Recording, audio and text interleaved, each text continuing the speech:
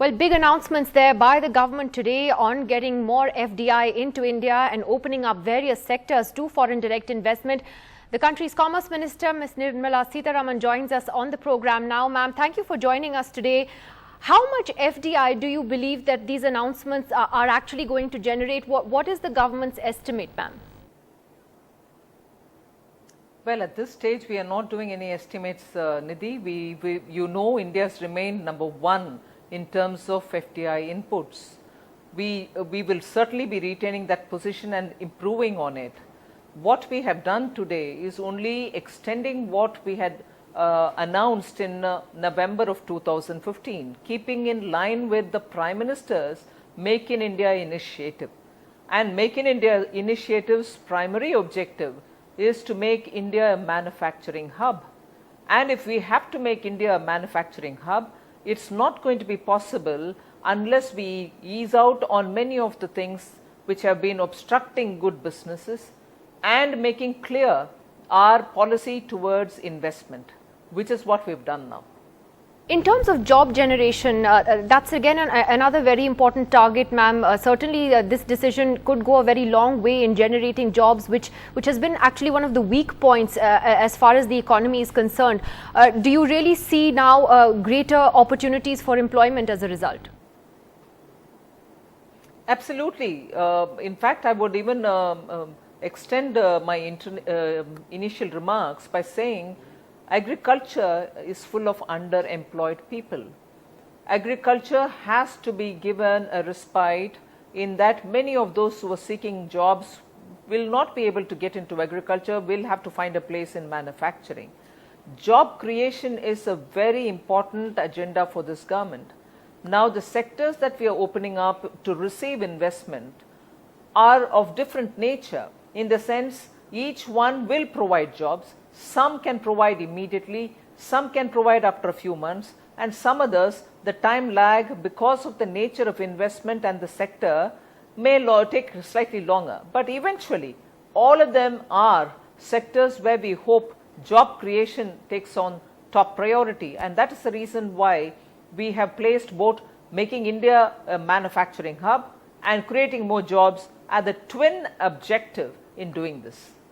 It's interesting also that the government has taken the decision, for instance, to go for 100% FDI in defense. There was a time when you were in the opposition when the BJP was actually saying that, from point of view of national security, that wouldn't be the wisest move.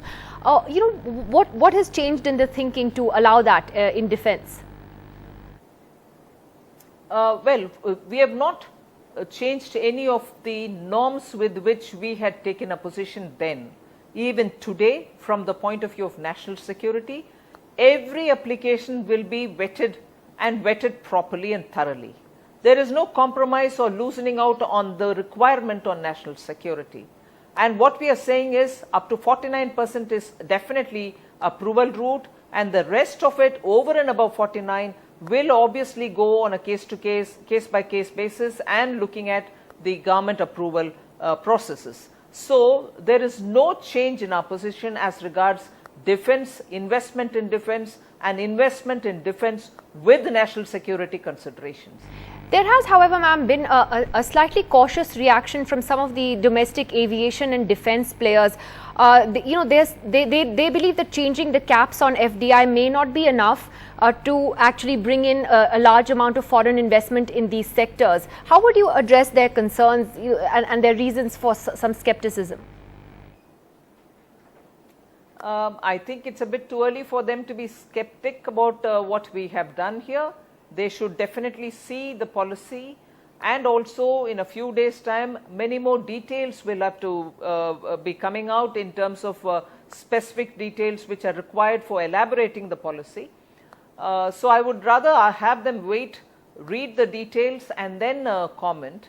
But as it is, I think what this is going to help is for the aviation sector, keeping in line with the policy which was announced only last week.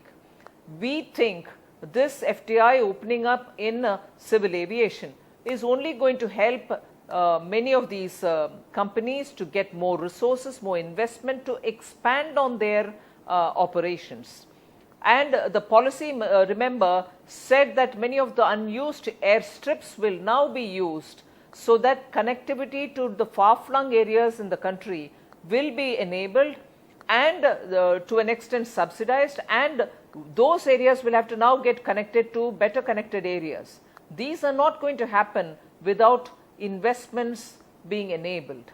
And therefore, I think it is too early for them to conclude. The larger objective is to bring in more investable resources to help companies expand and the civil aviation sector to become an open air kind of a situation. Above all, to get more affordable air traffic for India. The government had actually relaxed some FDI norms last year itself, ma'am, and some people are asking the question whether this kind of a big reform push should have happened then. It should have happened last year rather than wait until now, because this is very key for the economy, for economic growth, to generate jobs. Should this have happened a year ago? It's happening now, Nidhi. I wish people appreciate that now. Another issue though is, some of the opposition that you may face on these decisions, not just from opposition parties, but even those affiliated, to the BJP and to the Sangh Parivar. The Swadeshi Jagran Manch has given a statement, ma'am, just now saying FDI in retail is no less than, anti-national. It's like killing your own people. It's like kicking your own people. We are going to protest against this. How would you address the concerns of groups like the Swadeshi Jagran Manch that are RSS affiliated as well, and their concerns on opening up of various sectors?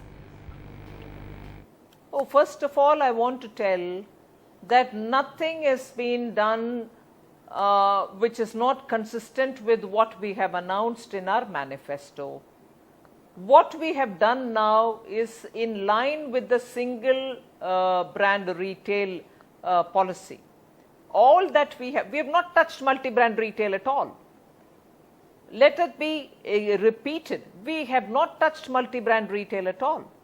We have now made what the finance minister had announced in terms of food products, in terms of that which is grown in India, that to be sold in India, so that farmers get better prices, consumers get all that is produced in India at affordable price. That's all we've done. And this announcement is as regards what was announced in the budget. We have just given traction to that. We have not opened multi-brand retail, let me assure you that. So there's nothing at all which is opposite to what we have done in our manifesto. So I wish to explain that we are keeping in line and we are keeping consistent with what has been said in BJP's manifesto. I must ask you, ma'am, as a final question again on the timing of this announcement.